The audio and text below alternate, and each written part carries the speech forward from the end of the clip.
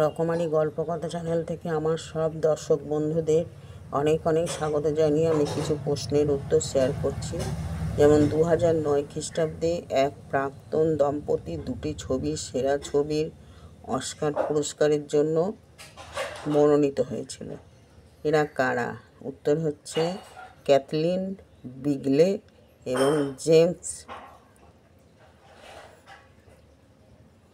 Cameron. The great war নামের একটি TV সিরিজের অভিনয় করেছেন। অন্যতম জনপ্রিয় এই রাজনৈতিক ব্যক্তিত্ব কে? ইনি কানাডার প্রধানমন্ত্রী জাস্টিন ট্রুডোর।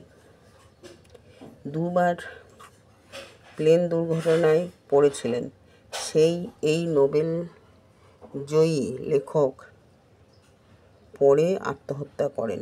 কে ইনি? Ernest Hemingway.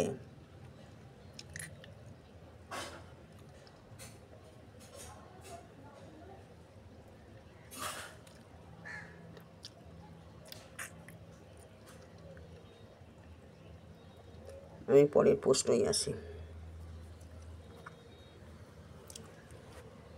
কোন বিখ্যাত পরিচালক প্রথম ছবির নাম ছিল দ্য প্লেজার গার্ডেন 1925? উত্তর হচ্ছে আলফ্রেড হিচককে। কোন বিখ্যাত পরিচালক প্রথম জীবনে লুক পত্রিকার জন্য ছবি তুলতেন? Stanley Kubrick. সিনেমার ইতিহাসে এবং উন্নতিতে আমার ভূমিকাকে অত্যন্ত গুরুত্বপূর্ণ ভাবা হয়। The birth of a nation, intolerance এর মতো একাধিক পথ প্রদর্শক ছবি বানিয়েছে। আমি তাকে। উত্তর হচ্ছে D.W. গ্রিফিথ।